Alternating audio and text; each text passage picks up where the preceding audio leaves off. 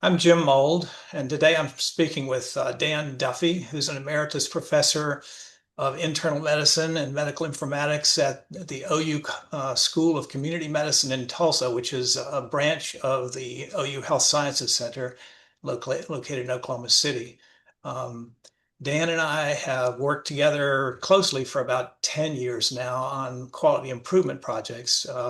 And in the process of getting to know each other, we've also discussed this idea of goal-oriented care as a primary care concept or conceptual model for primary care. Um, and I wanted to talk with Dan since he was relatively new to the idea and has kind of worked through it himself. I thought that it would be helpful to talk with him about how that happens, how you come to that mind shift. Was what I call it, a mind shift from the way we were taught to practice to the way that we're thinking about it now. Well, I'm glad to be here, Jim. Thank you very much for the opportunity to talk about this. Uh, and thank you for contributing to the practice of medicine, this concept of goal-directed care, which makes patient-centered care so much more practical and applicable in the office setting. I agree. I think was what was missing when family medicine was born was this conceptual model. If we'd had this model at that time, I think we things might be different now in terms of how much progress we might have made. Because I think if we do this, I think it not only changes the way primary care physicians practice, but it changes the way the whole healthcare system approaches patients. Yeah, I certainly agree with that. The thing that has happened over the intervening years is our population has aged. And in primary care, we're dealing with a whole lot more older people. And unlike 20 and 30-year-olds, life stages and goals don't impact so much unless there's a chronic illness or a very serious illness going on. The life goals aren't impacted much by healthcare. In when we get into the late middle age and older age, it really becomes very germane. And knowing what a person's goals for their life are at that stage seems to be having a lot more salience. That may just be because that's where I am in life too. I agree with you, and the idea was born in my practice of geriatrics, so I do agree. Although I think it's applicable to people of all ages, it's just not quite as doesn't change things quite as much. But let me give an example in pediatrics. So, if one were doing well child care, um, and one was focused on the goal of trying to improve survival of a particular child, it would help to know that the most common cause of death in children now is firearm injuries, deaths from firearms. And I realize that in Oklahoma, that may not be a popular subject to bring up in a healthcare setting, but if it was brought up in the context of trying to keep that child alive, it probably is the most important conversation to have with those parents. It's funny, I'm smiling a bit because you brought those two things up. When I first put together a medical record for our practice at OU Community Medicine here in Tulsa, two questions that were on the initial screening were, do you wear seatbelts all the time? That was before the seatbelt law. And do you have firearms in the house that you keep securely away from children? And I got a lot of criticism for both of those from various people, even in the medical profession, that they weren't relevant for medical practice. Well, And there, yet you make the point yeah. that they're right in target with what people's goals for life are and what their life habits and lifestyles are and how they impact life and quality of life. So talk to me about the mind shift as you see it. I mean, how difficult it was. How difficult was it for you to make that shift? Well, it wasn't so much, it was difficult to make the shift as it was to actually get my mind around the how to do it, the how to actually do it. In other words, I always had the idea that uh, we practice an ethical form of medicine where patient autonomy is at the top of the list, and do no harm, and have beneficence and social justice. So the patient autonomy was important, but I was always an afterthought. It wasn't the beginning thought and it wasn't an ethical issue of the patient has the right to choose, but it was more, I needed to know what would enhance this patient's quality of life from their perspective. And that mind shift meant putting the disease on hold because there was a tendency in a busy practice to look at, okay, what are the three things we have to deal with on the medical problems, the medications we need to review, so on and so forth. Well, in recent years, those tasks have devolved to the tasks of the medical assistant or whomever is filling out those parts of the medical record. And the physician now has the time to go really begin looking at what's going on in your life. What do you want to be doing now? What do you like doing with your life? And those kind of open-ended questions really begin to shape this change in mindset.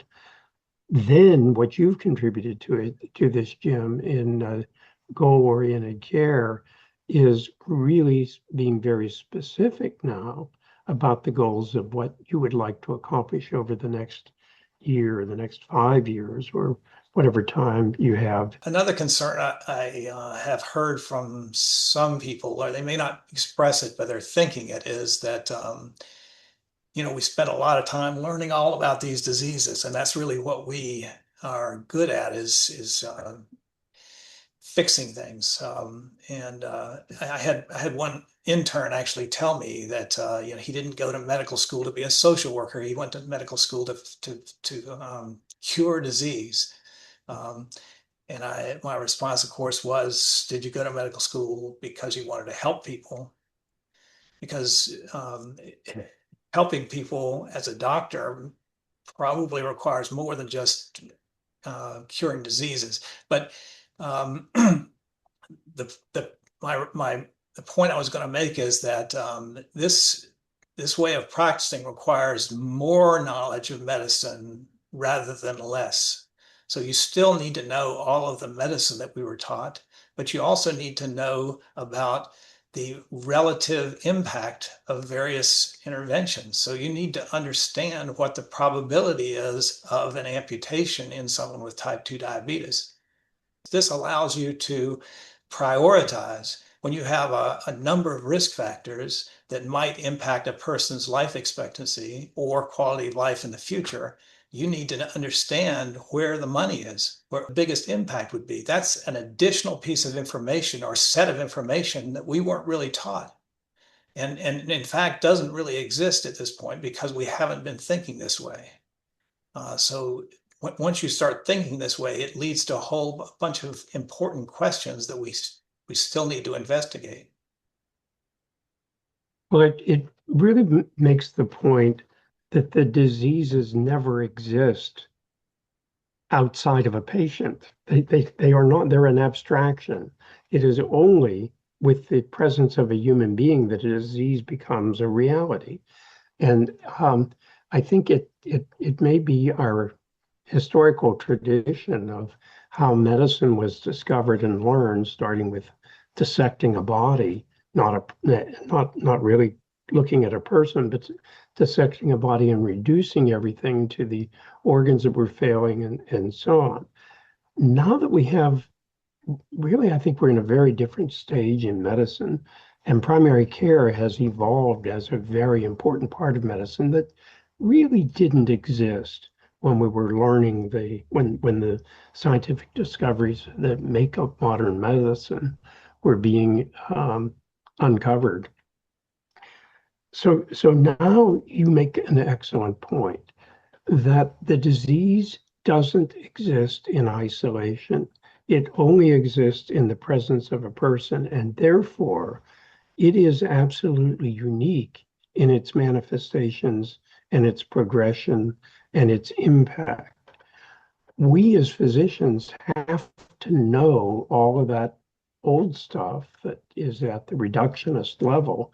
But as you point out, we also have to know its not only its physiologic impact and anatomic impact, but also its psychosocial, spiritual impact on a living human being and a living social structure called a family or a community. And that's a different level of medicine. It's a hugely different level of medicine. And it doesn't belong to every specialty in medicine, but it's the force field of primary care medicine. And that is a very different concept of disease and a very different um, different way of training, which really means in primary care, we have to have growth and development, not just for children, but for all ages and stages of life. Secondly, we have to have communication skills that allow us to talk about this, translating the information we have in our head and the conceptual and abstract concepts we have about cells, organs, molecular biology, biochemistry, etc., and translate that into the real living experience of the human being going through life. So people have asked me in the past and you may have asked me to do this also, is to record a set of sessions with patients where I was practicing goal-oriented care. And I've always resisted doing that because I'm not sure you would really see a lot of difference. There'd be a difference, but I'm not sure you'd appreciate what the difference is because most of what's happening is in my head. Most of what's happening is the way I'm thinking about things and the way what I focus on when I talk with the person. But do you agree with that? Do you think that it's would look a whole lot different? Um, yes, I do think it would be different. And where I first experienced this was having a goal-oriented discussion with someone about their desires for their last days of life.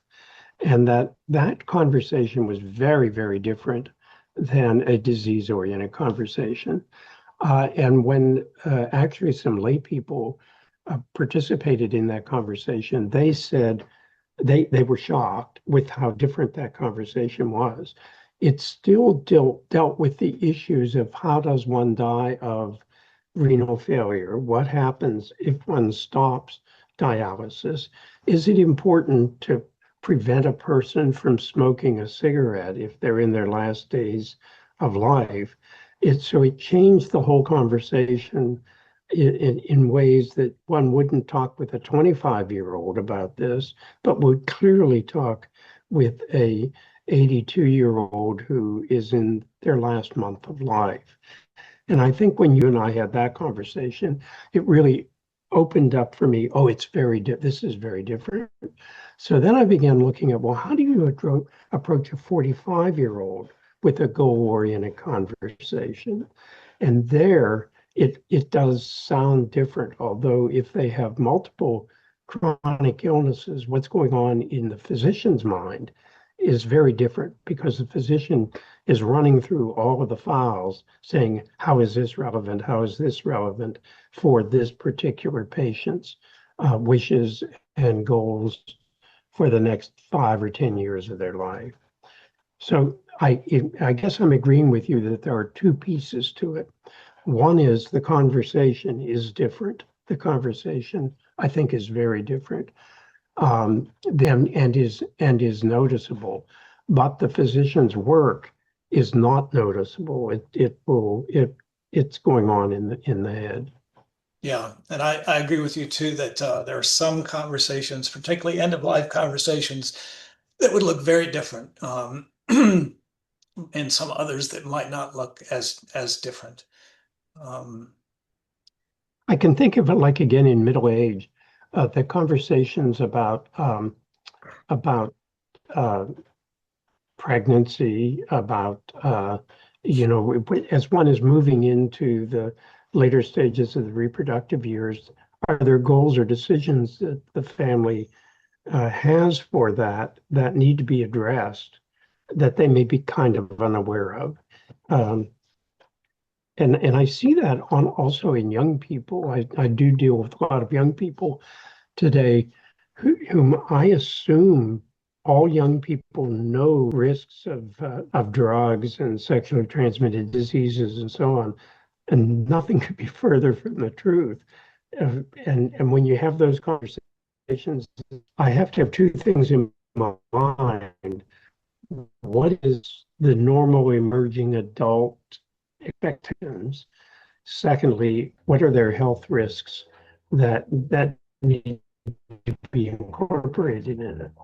And without teaching medicine, which I see so many physicians do, which is useless, and it's just coming down to the recommendations that materially affect the individual's life. yeah, I agree. Another concern some people have had when I talk with them about this is that when you start with the person and not the disease, it opens things up so wide that feel like you're somehow responsible for everything that happens in a person's life, that you've lost that containment that sort of allowed us to be more focused on the things that we can do. Um, how do you feel about that criticism? Oh, yeah, I think again, your modeling of the goal-oriented care solves that problem. You don't start with the open-ended question, tell me all about your life. Tell me what your desires and aspirations are. We come down to very specific, given your health condition of today, what are your uh, near-term and long-term goals? You've asked a couple questions. How long do you expect to live? How long would you like to live? Let's get into that. So I think that's where we're still in the medical office and we're still working with health and healthcare, but it is now no longer my agenda as a healthcare provider. It's how can I help you live your agenda based on the challenges your physiology and biology bring to the room? Yeah, I agree. I think we also it changes the notion of your role. I think you're just a consultant. You're a consultant like many other consultants. The priest is a consultant. The lawyer is a consultant. Your financial advisor is a consultant, and the physician's a consultant. And you have some things that you can contribute that will help people achieve their goals, but you aren't responsible for the whole package. I mean, you have things to contribute, and other people have things that may be even more important to contribute. Agree. Although it's an amazing to me how some of the common ways doctors talk belie that opinion. So physicians will commonly say, "Okay, you have high blood pressure. I'm going to put you on lisinopril." And as if I'm doing it, I've diagnosed it, I'm treating it, you're going to just do it and it's going to be all okay. So it really does take a slight change in the way the speech comes out, because I think our speech generally reflects our basic thinking about what our roles is rather than simply being a nice adornment to the conversation. Mhm. Is there anything else you'd like to add to what we've talked about today? We've just about run out of time. Is there anything important that you've thought of that you want to say? I don't think so. I think this has been just an incredibly valuable way of thinking and the way of approaching the whole person care without opening, as we say, Pandora's box and getting into areas where we are um, absolutely ill prepared or talented to give any consultation or advice. Great. Thank you for doing this. Hope I'll take a look at it and see if the problems we've had with the See if there's internet. anything there to use. Yeah, okay.